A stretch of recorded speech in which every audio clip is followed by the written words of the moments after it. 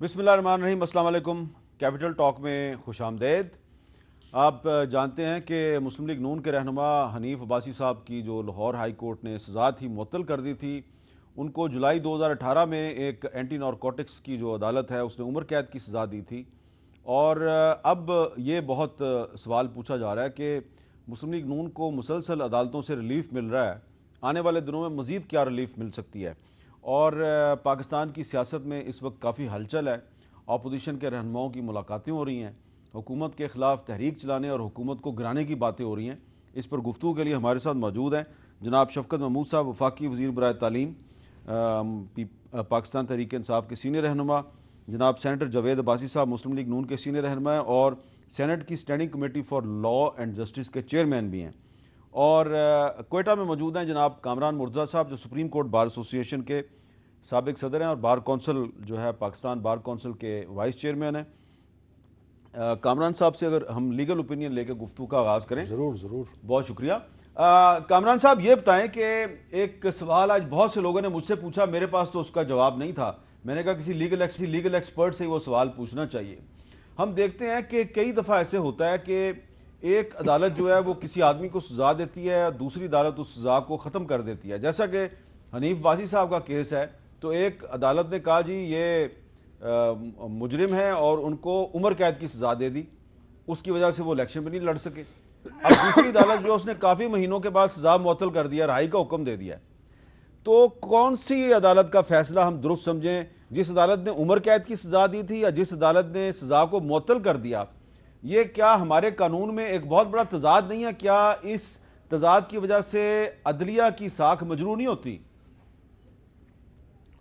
دیکھیے، ویسے تو جو بڑی عدالت ہوگی اسی کا فیصلہ جو ہے پرویل کرے گا۔ اب ہائی کورٹ کا فیصلہ ہے تو اسی کو آپ درست سمجھیں گے۔ اگر معاملہ سپریم کورٹ میں آ جائے گا تو سپریم کورٹ کا فیصلہ چونکہ فائنل ہوتا ہے تو وہی فیلڈ ہولڈ کرے گا۔ مگر بظاہر اس کیس میں حنیف عباسی صاحب کے ساتھ جو ہے وہ زیادتی ہوئی تھی۔ ہوا یہ تھا اس میں کہ ان کا کیس ایک مخصوص ڈیٹ کو فکس تھا ٹرائل کورٹ میں، اور اس کو وہ ٹرائل کورٹ اس میں اپنا ہائی کورٹ میں چلے گئے، شاہد اورکزئی صاحب آپ جانتے ہیں ان کو، اور ان کا اس کیس سے کوئی تعلق نہیں تھا، اور ان کی پٹیشن کے اوپر وہ معاملہ اینٹی ڈیٹ ہوا اور الیکشن سے پہلے کی ڈیٹ میں آ گیا، اور دین جو ہے نا اس سے پہلے پھر ان کو پھر اس میں سزا بھی ہوئی۔ گو کہ ہم نے اس کو چیلنج بھی کیا تھا، میں ان کا وکیل رہا ہوں اس میں اپنا عباسی صاحب کا، تو پھر سپریم کورٹ میں نے اس کو چیلنج بھی کیا تھا، اور سپریم کورٹ میں جب میں نے چیلنج کیا تو وہ ٹیکنیکل بات ایک آڑے آ گئی کہ جی آپ کے وکیل نے کنسیڈ کیا تھا جو نیچے پیش ہوئے تھے، ہائی کورٹ میں جو پیش ہوئے تھے، تو آپ کی پٹیشن کیسے مینٹینیبل ہے۔ بہرحال ان کے ساتھ جو ہے نا وہ الیکشن سے اس طرح سے وہ باہر نکل گئے، اور پھر اب الٹیمیٹلی ان کو بیل مل گئی ہے۔ میرا خیال ہے کہ کیس بیل کا تھا اور ہے۔ نہیں، وہ آپ کی بات درست ہے، لیکن میں سمجھنا چاہ رہا ہوں آپ سپریم کورٹ بار کے پریزیڈنٹ رہے ہیں کہ اب جو ان کے سیاسی مخالفین ہیں وہ کہہ رہے ہیں جی کہ شاید جو ہائی کورٹ کا فیصلہ ہے وہ درست نہیں، پہلے والا فیصلہ درست تھا، اور حامی کہہ رہے ہیں نہیں ہائی کورٹ کا فیصلہ درست ہے۔ آپ نے ایک ٹیکنیکل بات کی ہے کہ جو بڑی عدالت ہے اس کا فیصلہ درست ہے، لیکن وہ جو اینٹی نارکوٹکس کی جو عدالت تھی اس کے فیصلے کی وجہ سے وہ الیکشن تو نہیں لڑ سکے، جیل میں بھی رہے اتنا عرصہ۔ قانون ہمارا کیا کہتا ہے اس بارے میں کہ جس جج نے یہ فیصلہ دیا ہے کوئی اس سے بھی کوئی پوچھ گچھ ہوگی، یا آپ نے کیا فیصلہ دیا تھا؟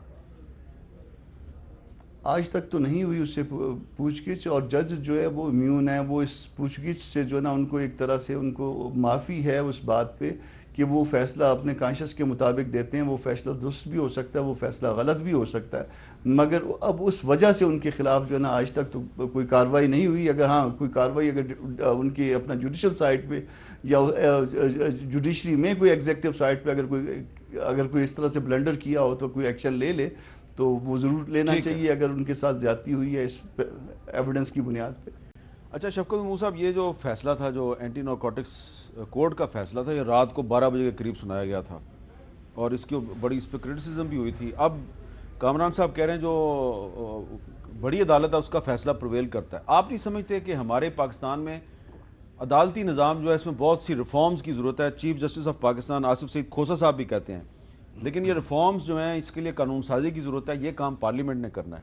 آج آپ حکومت میں ہیں، کل آپ اپوزیشن میں ہوں گے، کل آپ کو بھی خدا نہ خواستہ کوئی عدالت رات کے 12 بجے جو ہے وہ عمر قید کی سزا دے سکتی ہے۔ تو حکومت اپوزیشن کو مل کے یہ جوڈیشل ریفارمز نہیں کرنی چاہیے؟ بالکل کرنی چاہیے حامد. صرف میں ایک بات کرنا چاہتا ہوں کہ وہ صحیح کہا ہے مرتضیٰ صاحب نے. ہمارا جوڈیشل نظام بلکہ ساری دنیا کا جوڈیشل نظام ایسا ہے کہ جس کے اندر اپیل کی گنجائش ہوتی ہے, اور جب اپیل ہوتی ہے تو اپیل میں کئی چیزیں ایکسیپٹ ہو جاتی ہیں, کئی چیزیں ایکسیپٹ نہیں ہوتی. لیکن یہ کہنا کہ حنیف عباسی صاحب جو ہے وہ ان کو اگر بیل مل گئی ہے تو اس کا مطلب ہے کہ وہ الزامات سے بری زمہ ہو گئے ہیں, میرا خیال ہے ابھی یہ معاملات چل رہا ہے عدالتوں میں اور اس کے اوپر بھی عدالتیں ہیں, تو اس میں دیکھیں گے کہ الٹیمیٹ نیٹ رزلٹ جو ہے وہ کیا نکلتا ہے. دوسری بات یہ ہے کہ جہاں تک جوڈیشل ریفارم, بالکل آپ نے صحیح کہا, 100% جوڈیشل ریفارم ہونی چاہیے. پہلے نہیں ہوئی, بلکہ آپ کو پتہ ہے کہ 2 دفعہ ملٹری کورٹس کو ایکسٹینشن اس لیے دینی پڑی کہ جوڈیشل ریفارمز کا مسئلہ جو تھا وہ حل نہیں ہوا. لیکن میں آپ کو یہ کہہ سکتا ہوں کہ انشاءاللہ عنقریب 4-5 میجر ایریاز کے اندر جو لیگل ریفارمز ہیں وہ ہم انشاءاللہ پارلیمنٹ میں لے کے آئیں گے, اور ایسے ایشوز پہ ہوں گے جن پہ لوگوں کا, عام لوگوں کی زندگی. جوڈیشل ریفارمز پہ بات ہوگی. دیکھیں جوڈیشل ریفارمز اور لیگل ریفارمز تھوڑی سی ٹیکنیکلٹی ہے. جو جوڈیشل ریفارم کا سے مطلب اگر یہ ہے کہ عدالتوں کا جو سٹرکچر ہے وہ چینج ہوگا, اس کی بات میں نہیں کر رہا. میں یہ کہہ رہا ہوں کہ جو قوانین ہیں ان قوانین کے اندر اگر کوئی سکم ہے اور قوانین کی بہتری کو چینج کرنے سے عوام کو سہولت ملتی ہے, کیونکہ بے شمار معاملات ہیں نا, سول معاملات. جھوٹا گواہ, جھوٹا کیس, اس کا تو راستہ روکنا چاہیے نا. نہیں, میرا خیال ہے کہ جو جھوٹا گواہ ہے اس کی سزا آلریڈی ہمارے جورسپروڈنس میں ہے, بالکل اس کا راستہ روکنا چاہیے.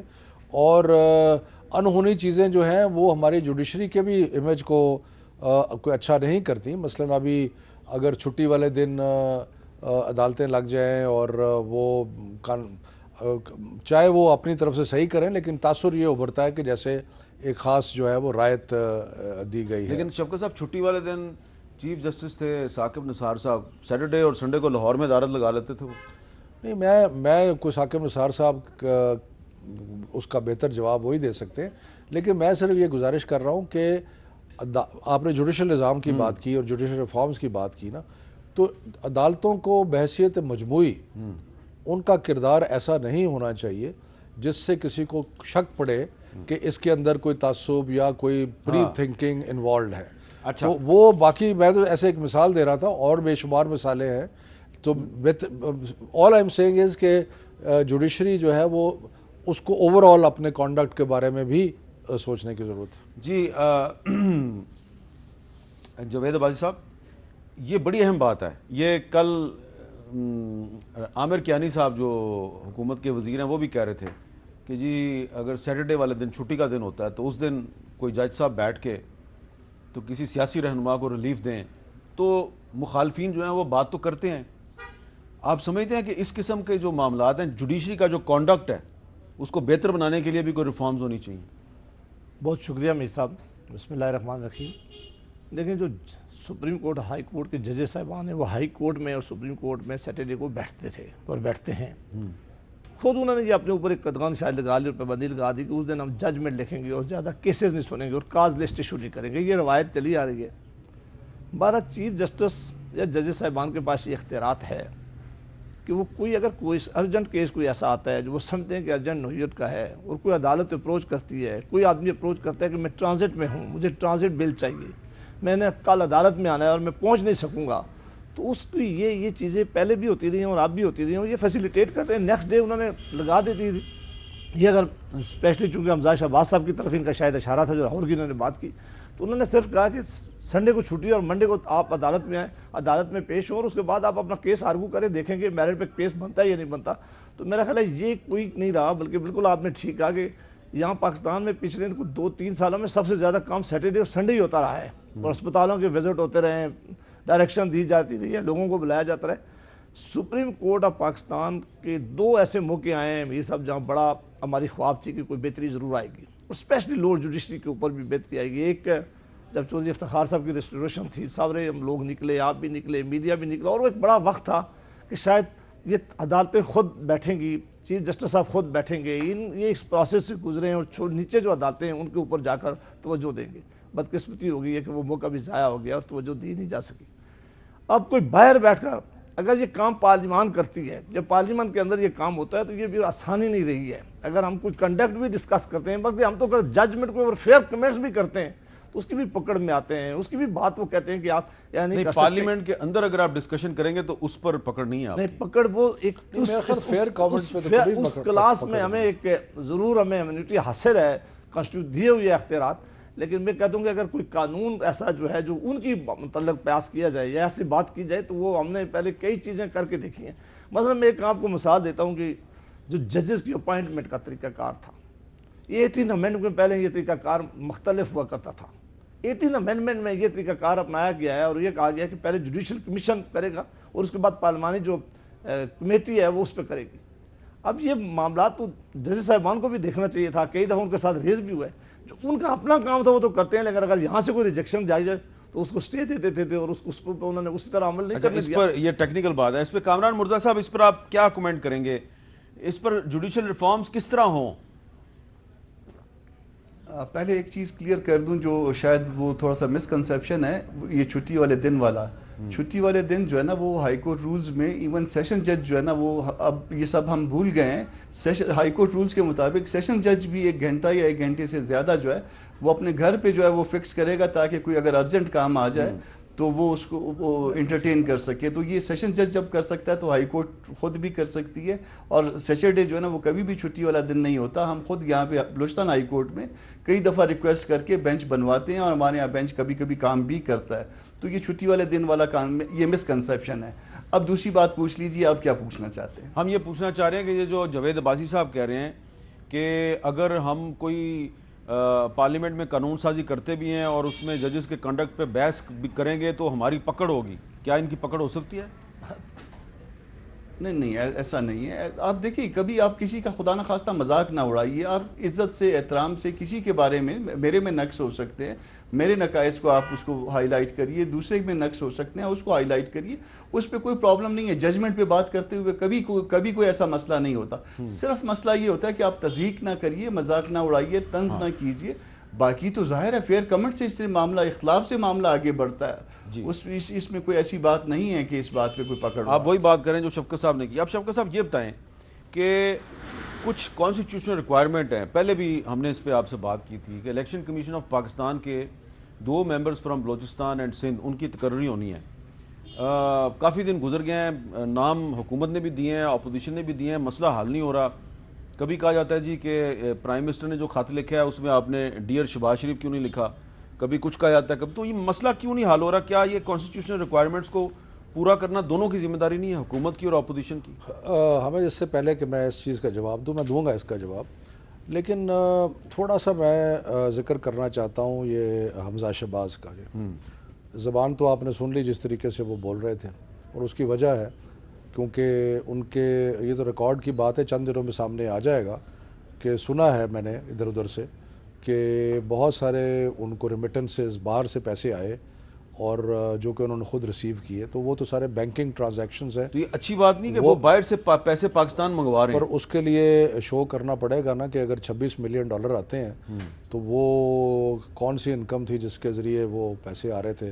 اور منظور پاپڑ والا جو ہے اگر وہ باہر سے پیسے بھیج رہا ہے تو یہ کوئی منظور پاپڑ والا ہے؟ ایک ہے منظور پاپڑ والا. اچھا, تو وہ لندن میں پاپڑ بیچتا ہے؟ نہیں, وہ ایکچولی اس کے پاس سنا ہے پاسپورٹ کے مطابق وہ باہر کبھی گیا ہی نہیں. تو یہ بھی اچھا چیزیں ہیں. بہرحال مقصد میرا کہنے کا یہ ہے کہ نیب کا قانون بنایا کیوں گیا تھا. نیب کا قانون اس لیے بنایا گیا تھا کہ ہمارے جو نارمل لاز تھے وہ کرپشن کو کم کرنے میں ناکام ثابت ہوئے, اور اس لیے نیب کا قانون سخت بنایا گیا.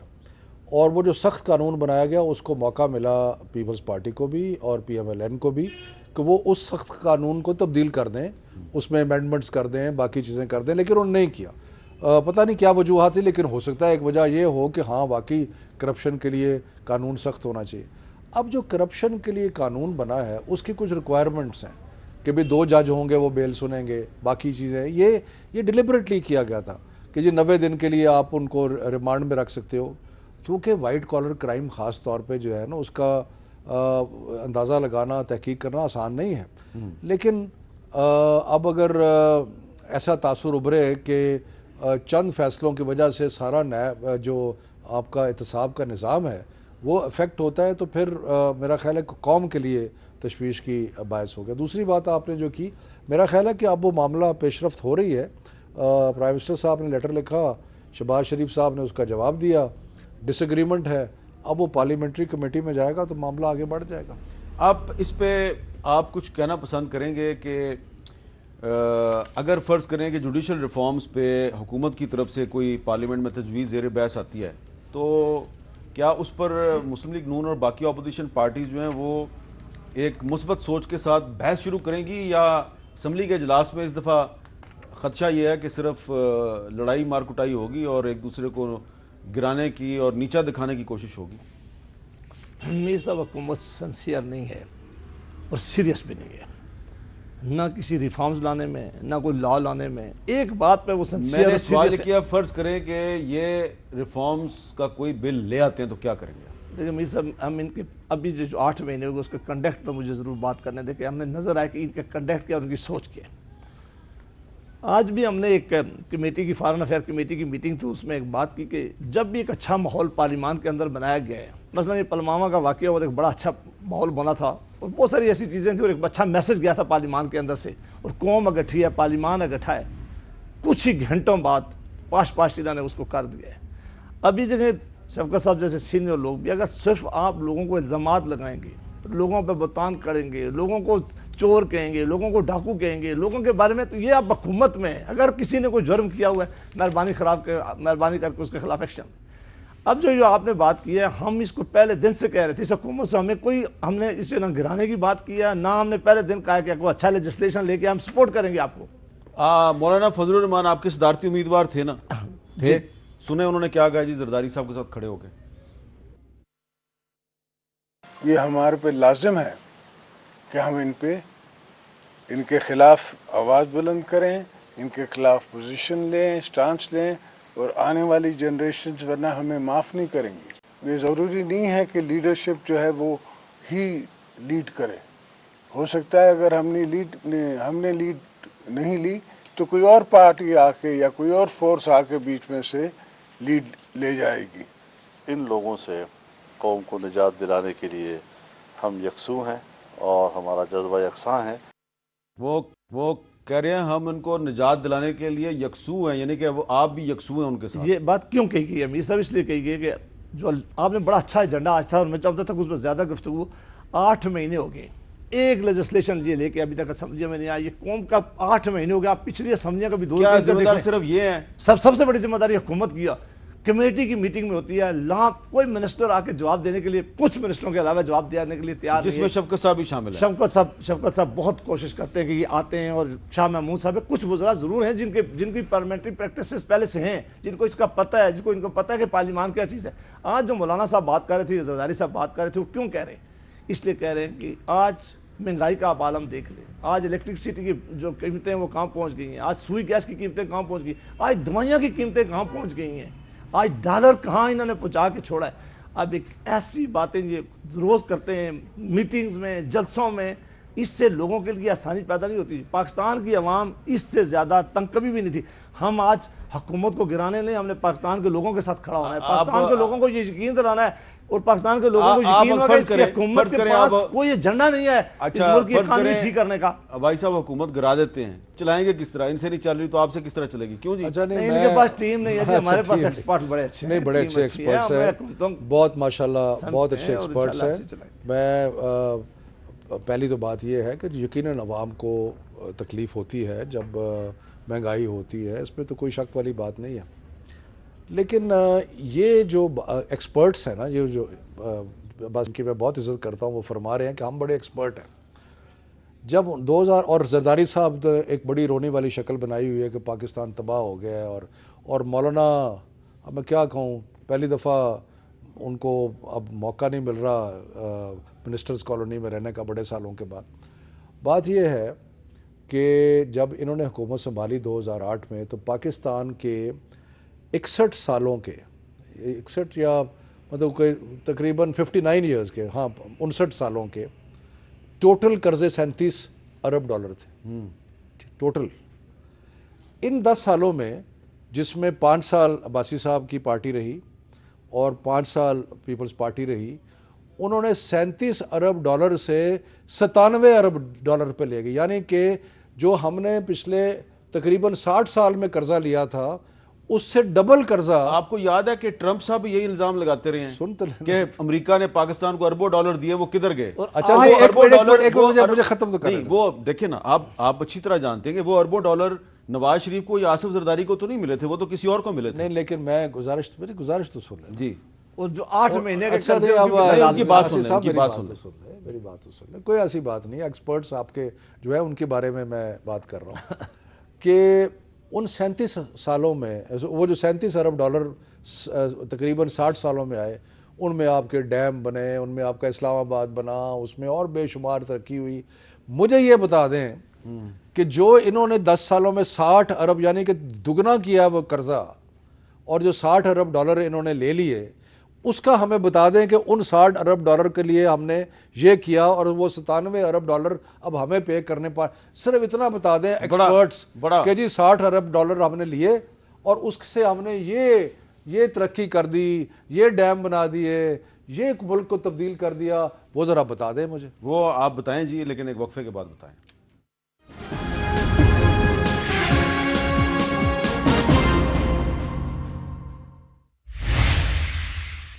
کیپٹل ٹاک میں دوبارہ خوش آمدید۔ اب کامران مرزا صاحب ذرا یہ بتا دیں کہ وہ ہماری بحث بیچ میں رہ گئی، ذرا چھوٹا سا اس پہ کمنٹ کر دیں کہ یہ جو الیکشن کمیشن کے 2 ممبرز کی تقرری ہونی ہے، تو اس میں جو نام دیے گئے ہیں شہباز شریف صاحب کی طرف سے اور وزیر اعظم عمران خان صاحب کی طرف سے، اب اس پہ اگر اتفاق رائے نہیں ہوتا تو وہ ایک پارلیمانی کمیٹی کے پاس جائے گا۔ فرض کریں وہاں پہ بھی نہیں معاملہ ہوتا، پھر کیا ہوگا؟ اس کے بعد کانسٹیٹیوشن خاموش ہے۔ اصل میں ہوا کیا کہ پہلے سے بھی غلط ہوا ہے۔ یہ جو نام دینے ہیں وہ ٹوٹل 3 نام دینے تھے اور وہ پرائم منسٹر نے کنسلٹیشن کرنی ہے لیڈر آف اپوزیشن کے ساتھ، اور اس کے بعد 3 نام دینے تھے۔ یہ ریلیونٹ پروویژن آپ ذرا اس میں دیکھیے گا، آرٹیکل 213 2A اور 2B ہے، اور اس کو ملا کے پڑھیں گے آرٹیکل 218 2B کے ساتھ۔ تو یہ نام جو دینے تھے وہ 3 نام ہی دینے تھے، مگر آفٹر کنسلٹیشن، اور وہ کنسلٹیشن بھی نہیں ہوئی۔ 3 نام انہوں نے بھجوا دیے، 3 نام انہوں نے بھجوا دیے۔ تو دونوں نے غیر آئینی کام کیا غلطی یہاں پہ ہے۔ دونوں نے غیر آئینی کام کیا، دونوں طرف سے درست نہیں ہوا، اور اب یہ نام جو چلے گئے ہیں تو اب پھر اس کے بعد کمیٹی ہے، کمیٹی میں پھر برابر کے ممبر ہیں، اور اب کمیٹی کے بعد اگر فرض کر لیجئے کمیٹی میں برابر ممبر ہیں، کسی نتیجے پہ نہیں پہنچتے تو اس کے بعد پھر ڈیڈ لاک ہے۔ دستور اس کا جو ہے وہ آگے کوئی راستہ نہیں بتاتا۔ اچھا، یہ بڑی اہم بات ہے کہ دستور اس کا آگے کوئی راستہ نہیں بتاتا۔ اب ایک اور چیز ہے شفقت صاحب، وزیر اعظم عمران خان صاحب جو ہیں وہ کل لاہور میں تھے، اور وہاں پہ انہوں نے صوبائی کابینہ کے ایک اجلاس میں بہت سی اہم باتیں کی ہیں۔ وہاں پہ انہوں نے یہ بھی کہا کہ میں نے شہباز شریف کو پبلک اکاؤنٹس کمیٹی کا چیئرمین بنا کے بہت بڑی غلطی کی ہے۔ تو کیا وزیر اعظم صاحب کو صرف اپنی اس ایک غلطی کا احساس ہوا ہے یا کچھ اور غلطیوں کا بھی ان کو احساس ہو گیا؟ دیکھیں، بات یہ ہے کہ شہباز شریف کو میرا خیال ہے کہ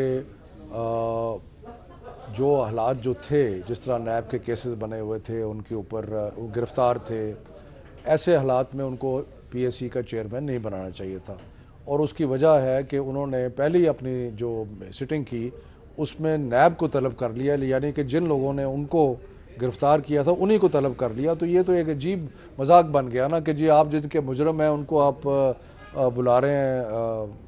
سو میرا خیال ہے کہ وہ نہیں کرنا چاہیے تھا، اور اس میں میرا خیال ہے کہ ہم کلیکٹیولی ہم نے اس پہ بڑی بحث مباحثہ کیا۔ اور دوسری بات ہے کہ ہم نے بڑی کوشش کی کہ اپوزیشن کے ساتھ ہم مل کے، ہم نے آپ کو پتہ ہے کہ وہ ایک کمیٹی بنائی کہ الیکشن کے جو تھے کہ یہ انہوں نے کہا الیکشن پہ ایک تحقیقات ہونی چاہیے، ہم نے وہ مان لیا، پی ایس سی مان لیا، اور کئی چھوٹی باتوں۔ لیکن اس کے بعد عباسی صاحب تو سینٹ میں ہے، سینٹ کا ماحول ڈیفرنٹ ہے۔ نیشنل اسمبلی میں ہمیں اگریمنٹس کر کے بزنس ایڈوائزری کمیٹی میں اگری کرنے کے باوجود بالکل ہاؤس کو چلنے نہیں دیتے، شور شرابہ۔ تو اب پرائم منسٹر بھی کہہ رہے ہیں کہ غلطی ہو گئی، آپ بھی کہہ رہے ہیں غلطی ہو گئی، تو کیا کریں گے اب؟ غلطی کا کفارہ کیسے ادا کریں گے؟ نہیں، میں اس کا فیصلہ میں تو نہیں کر سکتا، لیکن اگر میرا بس چلے تو جب تک ان پہ نیب کے کیس ہیں یا تو ان کو خود اسٹیپ اسائڈ کر دینا چاہیے، اور دوسرا ایک اور اسپیکٹ بھی ہے، کیونکہ ان کی اپنے بھائی کی جو گورنمنٹ تھی اس کے بہت سارے معاملات ان کے سامنے آ رہے ہیں، تو ان معاملات میں میرا تو خیال ہے کہ ان کو خود اپنے عہدے سے الگ ہو جانا چاہیے، اور آپ نہیں ہٹا سکتے نا؟ اگر ہم چاہیں تو ہم ہٹا سکتے ہیں، لیکن ہمارا ایسا ارادہ نہیں ہے، لیکن میرا خیال ہے کہ ان کو خود چاہیے کہ وہ ایک طرف ہو جائیں۔ آپ عباسی صاحب یہ بتائیں کہ آپ کو اور کیا کیا ریلیف ملنے کا امکان ہے؟ کہ مسلم لیگ نون کو آج کل بڑی ریلیف مل رہی ہے، اور کیا کیا ریلیف مل سکتی ہے آپ کو؟ کیونکہ اصل ریلیف تو آپ یہ چاہتے ہیں نا کہ نواز شریف صاحب جو ہیں وہ ابھی تو 6 ہفتے کے لیے رہا ہوئے ہیں، وہ ہمیشہ کے لیے باہر آ جائیں، تو اس کا کوئی چانس ہے؟ دیکھیں جی ریلیف ہے تو پتہ نہیں آپ میں امیر صاحب اس سے کیا مراد لیں گے۔ ریلیف حکومت سے تو نہ میں کوئی ملا ہے، نہ ان سے لیں عدالت گے، سے مل رہا ہے، نہ ان سے کوئی امید ہے، اور نہ یہ کوئی دیں گے۔ یہ ان عدالتوں سے مل رہا ہے جن عدالتوں پہ پہلے آپ کی لیڈرشپ بہت سے سوالات اٹھاتی ہے۔ دیکھیں ہر ایک کا یہ رائٹ ہے، یہ آئینی اور قانونی رائٹ ہے کسی کا کہ کسی کے خلاف کوئی کیس ہو تو وہ عدالت میں جائے اور اپنے آپ کو انوسنٹ ثابت کرے، اور اگر اس کے خلاف عدالت کو حکم دیتی ہے تو دوسری عدالت میں جائے اور وہاں اپنا کیس جا کر جو ہے وہ آرگو کرے۔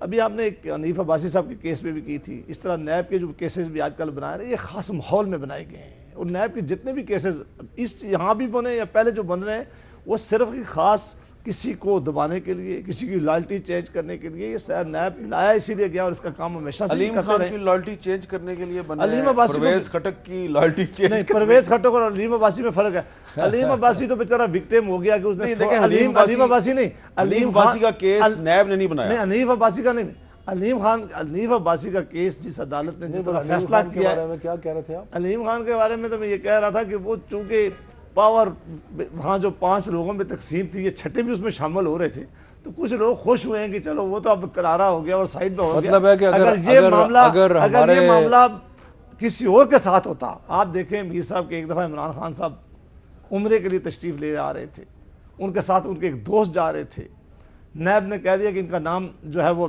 ECL میں ہے اور یہ اس بلیک لسٹ میں ہے۔ انٹیریئر سیکرٹری کس طرح وہ نام نکلوایا گیا اور ان کو ساتھ لے کے جایا گیا، وہ ایک خاص ماحول بنایا گیا۔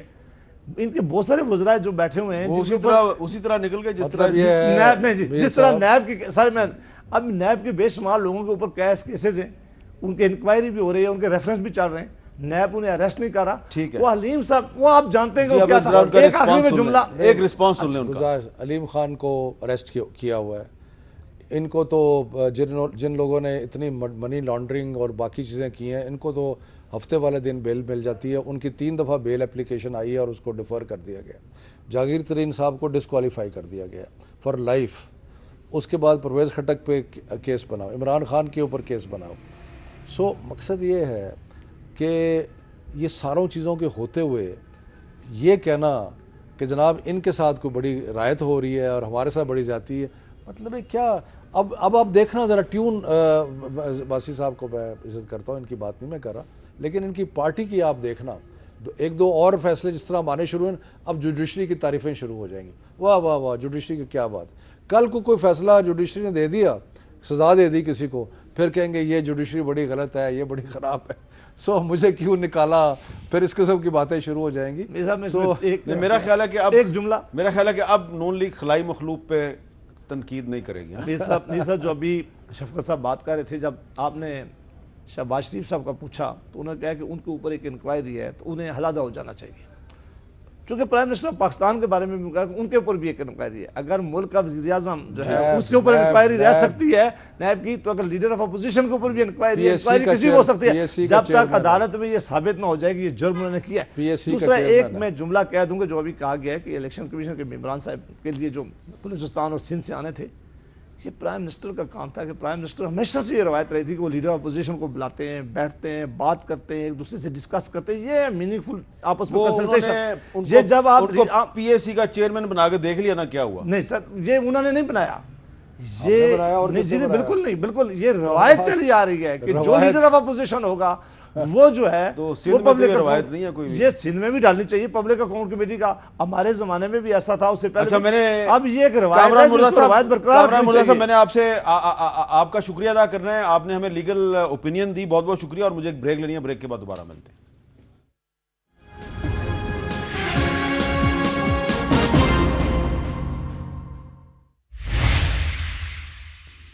ایک سوال رہ گیا ہے، اس پر صرف پاکستان میں نہیں بلکہ کل سے انڈیا میں بھی بحث ہو رہی ہے. شفقت صاحب یہ بتائیں کہ ہمارے وزیر خارجہ شاہ محمود قریشی صاحب کہتے ہیں کہ ہندوستان کی طرف سے ایک پاکستان کے خلاف ایک اور سازش کی جا رہی ہے، ایک اور ایڈونچر کرنے کی منصوبہ بندی کی جا رہی ہے. اور عمران خان صاحب جو ہیں ان کا ایک انٹرویو آیا تو وہ کہہ رہے ہیں کہ اگر مودی صاحب دوبارہ الیکشن جیتتے ہیں ہو سکتا ہے کہ ہمارے ان کے ساتھ کچھ تعلقات بہتر ہو جائیں. میرا خیال ہے ایک تو سارا انٹرویو پڑھنا چاہیے. اس انٹرویو میں انہوں نے کہا ہے کہ جب سے مودی آیا ہے ہندوستان کے اندر مسلمانوں کی زندگی جو ہے وہ اجیرن ہو گئی ہے، ایک ملک کو ڈیوائیڈ کر دیا ہے. یہ وہ ان کا جو تناظر تھا ان کی بات کرنے کا وہ یہ تھا کہ مثلاً لوگ کہتے ہیں کہ نکسن صرف چائنا جا سکتا تھا. یعنی کہ جب آپ ڈومیسٹکلی آپ کی اپوزیشن ہوتی ہے تو اس میں جو جس کے اوپر شک نہ ہو وہ کچھ چیزیں ایسے کر سکتا ہے جو کہ دوسری پارٹی نہیں.